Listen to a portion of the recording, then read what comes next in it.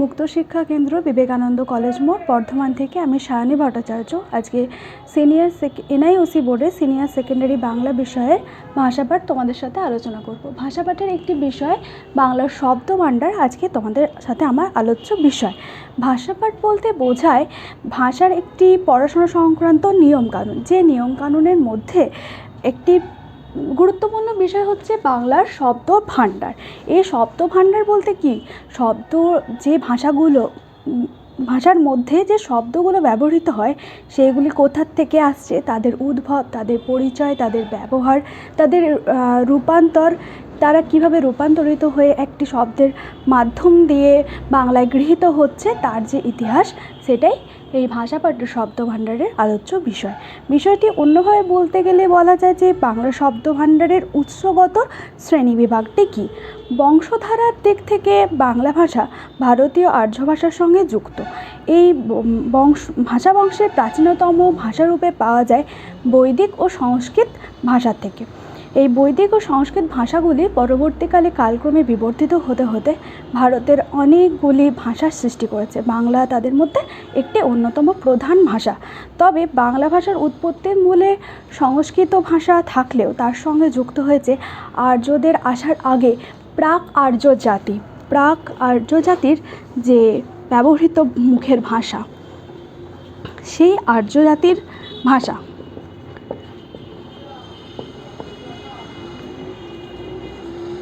প্রাক আর্য জাতির ব্যবহৃত মুখের ভাষা, আদিবাসী যে জাতির ভাষা, সেটি ব্যবহৃত হয়েছে। এছাড়াও বহু বিদেশি ভাষাও বাংলা শব্দভাণ্ডারে গৃহীত হয়েছে। সেসব দিক থেকে বলা যায়, সেই সব দিকের যে আলোচনা, তার মূল যে গঠন বৈশিষ্ট্য, সেই সব নিয়েই বাংলার শব্দভাণ্ডার। বাংলার শব্দভাণ্ডারের শব্দগুলিকে তিনটি শ্রেণীতে বিভক্ত করা যায়। ক, মৌলিক শব্দ; খ, আগন্তুক বা কৃতঋণ শব্দ; গ, নবসৃষ্ট শব্দ। এবার প্রথমে আমরা আলোচনা করব পার্ট 1-এ মৌলিক শব্দ। মৌলিক শব্দগুলি কিভাবে বাংলায় গৃহীত হয়েছে, সেগুলি কি কি, তাদের বিবর্তন, তাদের ক্রমপরিবর্তন ইত্যাদি বিষয়। মৌলিক শব্দ বলতে সেই সকল শব্দ যে সকল শব্দগুলি কোনো ভাষার সহযোগিতার মাধ্যমে প্রাকৃত অপভ্রংশ মাধ্যম দিয়ে বাংলায় গৃহীত হয়েছে। বৈদিক সংস্কৃত ভাষা বাংলা ভাষার মূল উৎস। সেই বৈদিক সংস্কৃত ভাষার থেকে প্রাকৃতের মাধ্যমে এই মৌলিক শব্দগুলি বাংলায় এসেছে। মৌলিক শব্দ বলতে বোঝায় বাংলার উৎপত্তির মূলে যে সংস্কৃত ও বিবর্তিত ভাষারূপ রয়েছে, সেইগুলি বিবর্তন সম্পর্কিত যে রূপগুলি। মৌলিক ভাষাকে আবার তিনটি ভাগে ভাগ করা যায়: তৎসম, তদ্ভব, অর্ধ তৎসম। তৎসম, তৎ কথাটির অর্থ হলো এই, সম কথাটির অর্থ হলো সমান, অর্থাৎ তৎসম, তৎ বলতে এই এবং সম সমান, অর্থাৎ সংস্কৃতের সমান।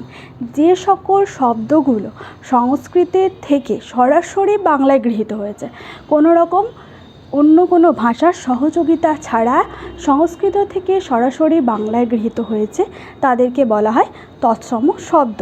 যেমন হচ্ছে কি, তৎসম শব্দের উদাহরণগুলি কি: নদী, বৃক্ষ ইত্যাদি, জল, বায়ু, লতা ইত্যাদি আমরা বলতে পারি।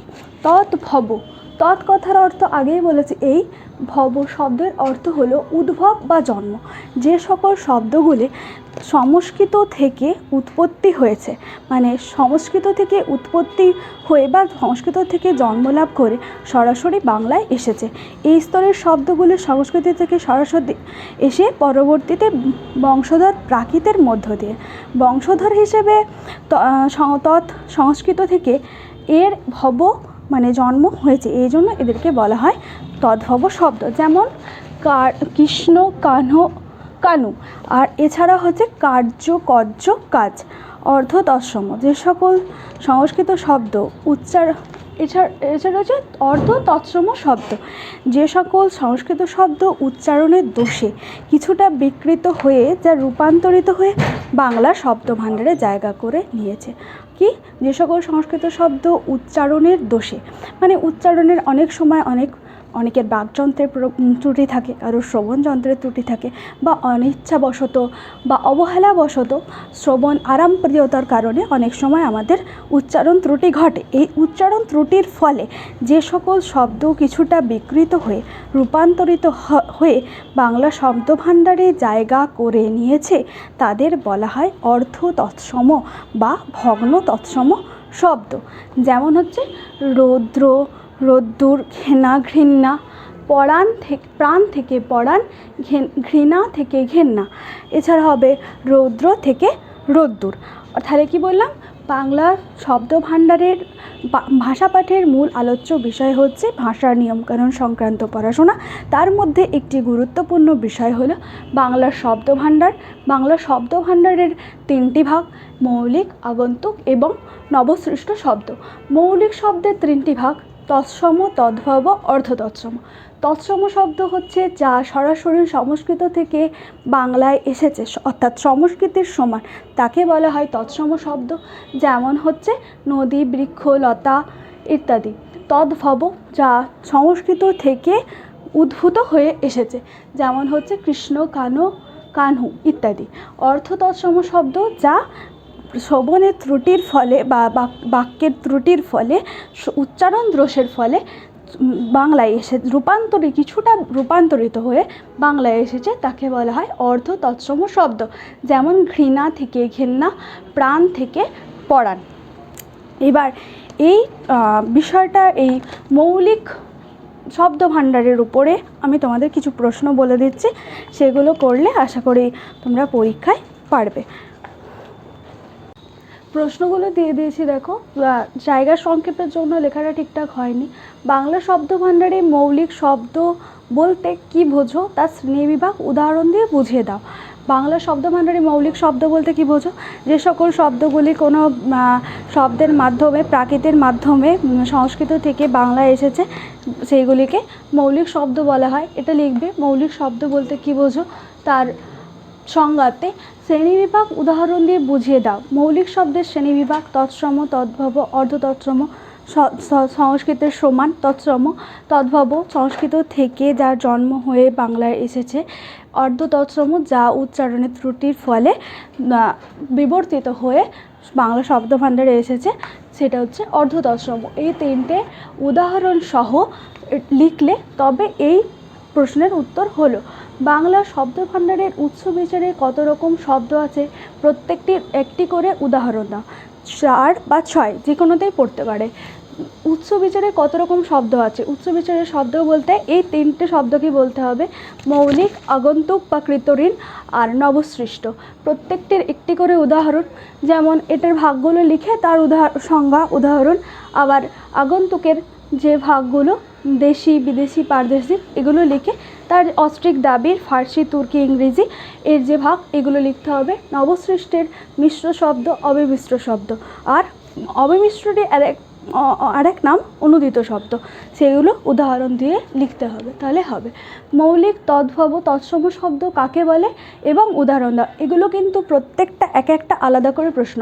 মৌলিক শব্দ কাকে বলে, তৎসম শব্দ কাকে বলে, তদ্ভব শব্দ কাকে বলে, অর্ধ তৎসম শব্দ কাকে বলে, উদাহরণ দাও। মৌলিক শব্দ কাকে বলে? যেটা প্রাকৃতের মাধ্যমে বাংলায় এসেছে সেটি মৌলিক শব্দ। যেটা তৎসম শব্দ, সংস্কৃতের সমান যে শব্দ, সেটা তৎসম, যেমন আলো, জল, বায়ু। আর তদ্ভব সংস্কৃত থেকে উদ্ভব, যার জন্ম সংস্কৃত থেকে, সেটা তদ্ভব শব্দ। কৃষ্ণ, কানহু, কার্য, কাজ, হস্ত থেকে হাত ইত্যাদি। আর অর্ধ তৎসম শব্দ হচ্ছে যে যার উচ্চারণ ত্রুটির ফলে যেগুলো বিবর্তিত হয়ে বাংলায় আসে। হচ্ছে ঘেনা থেকে ঘৃণা। এই যে আমাদের আসল কথা তো ঘৃণা, সেখান থেকে আমাদের কেউ উচ্চারণে আমাদের অনেকের ত্রুটি থাকে, সেই ত্রুটির ফলে, উচ্চারণ দোষের ফলে ঘৃণা রূপান্তরিত হয়েছে ঘেন্নায়। সেটা হচ্ছে অর্ধ তৎসম শব্দ। এইভাবে উদাহরণ দিয়ে লিখতে হবে। এগুলো শর্ট কোশ্চেন 2-এ আসতে পারে। পার্থক্য লিখতে হবে পার্থক্য তোমাদের অনেক সময় আসতে পারে। তৎসম ও তদ্ভব শব্দের পার্থক্য। তৎসম এবং তদ্ভব। তৎসম শব্দ কি? যে শব্দ সংস্কৃতের সমান, সংস্কৃত থেকে এসেছে, সেগুলো হচ্ছে তৎসম শব্দ। আর অর্ধ তৎসম শব্দগুলো উচ্চারণ ত্রুটির ফলে আসে। এই যে এটা মূল পার্থক্য। উদাহরণ দিয়ে একটি পার্থক্য হতে পারে, সেটা হচ্ছে যে জল, হাওয়া, জল, বায়ু ইত্যাদি তৎসম, আর অর্ধ তৎসম হচ্ছে ঘৃণা থেকে ঘেনা। তৎসম ও তদ্ভবের পার্থক্য। তৎসম হচ্ছে যে যা সংস্কৃতের সমান, তা হচ্ছে তৎসম। আর তদ্ভব যা সংস্কৃত থেকে জন্ম হয়ে বাংলায় এসেছে, তা হচ্ছে তদ্ভব। এদের উদাহরণ দিয়ে একটা পার্থক্য হতে পারে। মৌলিক ও আগন্তুক শব্দ। মৌলিক শব্দ কোনগুলি? যেগুলি সংস্কৃত থেকে প্রাকৃতের মাধ্যমে বাংলায় গৃহীত হয়েছে, সেগুলি হচ্ছে মৌলিক শব্দ। আগন্তুক শব্দ। আগন্তুক শব্দ কোনগুলি?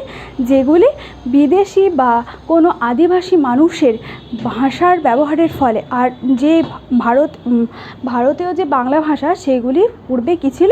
ভারতীয়, আর্য, কোলভিল ইত্যাদি ভাষা বংশে আদিবাসী জাতের ভাষার থেকে রূপান্তরিত হয়ে যে শব্দ বাংলায় গৃহীত হয়, সেগুলো হচ্ছে আগন্তুক শব্দ।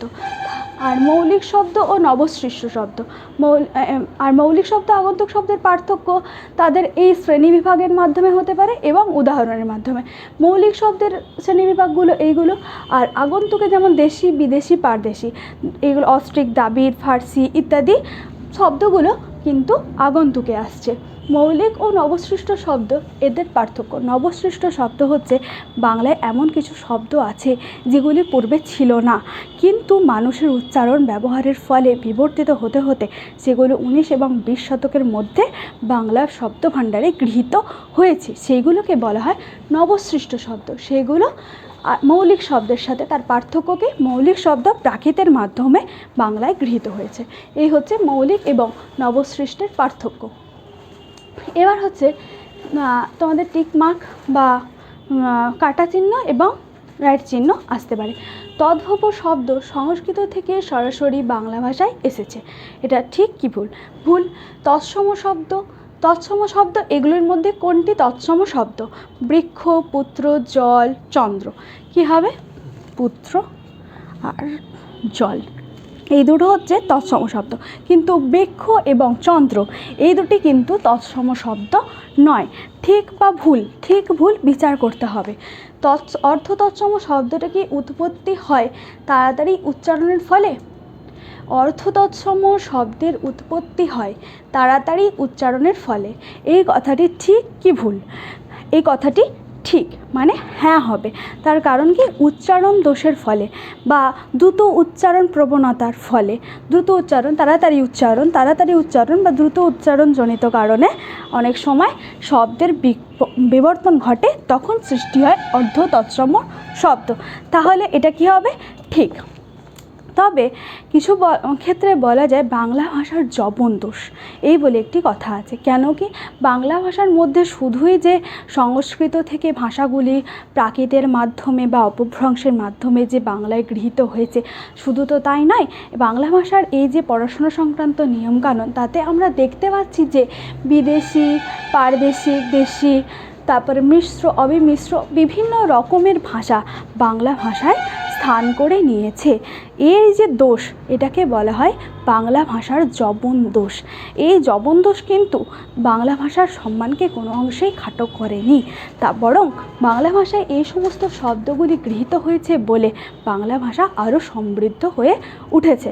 তার ফলে বাংলা ভাষার যে একটা পরিমিত ভাণ্ডার তৈরি হয়েছে, যা আমাদের ভাষাকে সমৃদ্ধ করে তুলেছে।